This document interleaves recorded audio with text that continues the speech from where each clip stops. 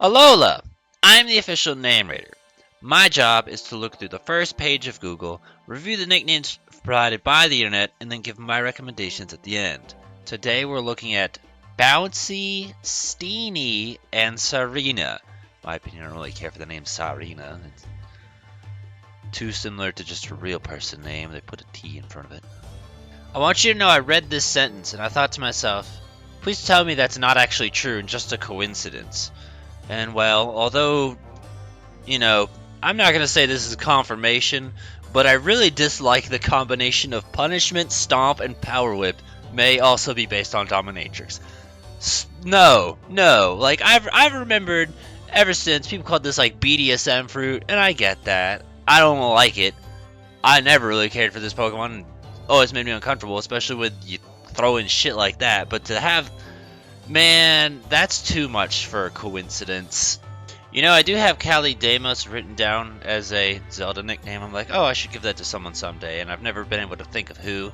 I don't think I would agree with Tsareena. Maybe Cherim would probably be best choice for that, considering it opens up, but I've got Flagra for that, so I don't want to switch it. But I do like Callie Deimos. Don't just call it Callie Deimos. You can fit it. It's 10 characters, 11 if you use the space. And then just for the sake of it, Beyonce is there. Don't really care for it. I mean, no, honestly, but sure, why not?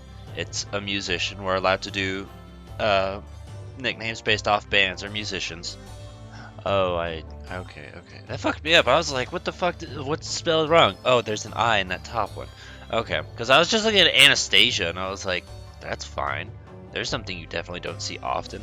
I think back to that old film that I haven't seen in 25 years. And I mean, I guess if you want to do the Queen theme, which is what it's trying to go for, then there's that too. Okay, just the choice of words here makes me think of pro wrestling, because Seth Rollins' finishing move is curb stomp, and then mud hole in your ass comes to Steve Austin. So let me take one small look at Tsareena. 100% female rate, which is what I thought. I guess if you want to do something like a female wrestler, like maybe China, there's an idea for you, or whatever else you think could work. China's just the first one that comes to mind for me, because it's a stage name rather than a real name, if that makes sense. Kinda like Chun-Leaf. There's a joke there. I think the worst thing about finding things like those bots, like the Names Frog, is sometimes you'll see a really stupid name on there, and then you see that really stupid name a second time. What the? Oh, I hate why I now know why it's called Militant. Because the second phase is the dancing phase with the legs and stuff. Death by Glamour. I still don't support it as a name, but at least I understand why. Alright, I'm not familiar with Sonic Lost World, so you'll have to tell me whether this fits or not. Also, the spelling and pronunciation. Xena, Warrior Princess, there's another idea. Do I think it fits? No, but just for the sake of it, I'm acknowledging it. And I also just learned that Tsareena has a signature ability. I never had Queenly Majesty or didn't even know it existed. Mine has always had Leaf Guard. Who knew? Everybody but me, that's who. Hey look, Xena! I think I remember having Juicy Fruit written down for this, because it feels familiar. I don't even have my fucking laptop open. Hold on. The answer is yes, I have Juicy Fruit written down. It's the only thing I have written down, so I probably saw it somewhere else, but also thought of the food motif. So there's that. That one's okay. A little still uncomfortable with the whole dominatrix thing, because then Juicy takes on a different connotation. Alright, well, as you noticed, I remembered Ranker this time, but we've clicked everything on what I'm calling the first page, because Google is infinite now. But yeah, so that's everything. I feel like it wasn't really shit. We found some things and talked about some things, but nothing in particular was special or jumped out at me and was like, oh, that's really good. I feel like the best thing we found was Chun-Leaf, personally. It's just me. Spreadsheet has nothing on it, so there's that for you.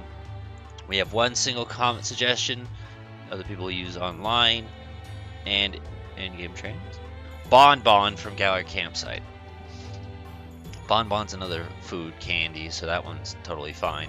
Actually, probably one of the better nicknames for an in-game train. You know what is actually kind of surprising? That this should be like easy as fuck, right?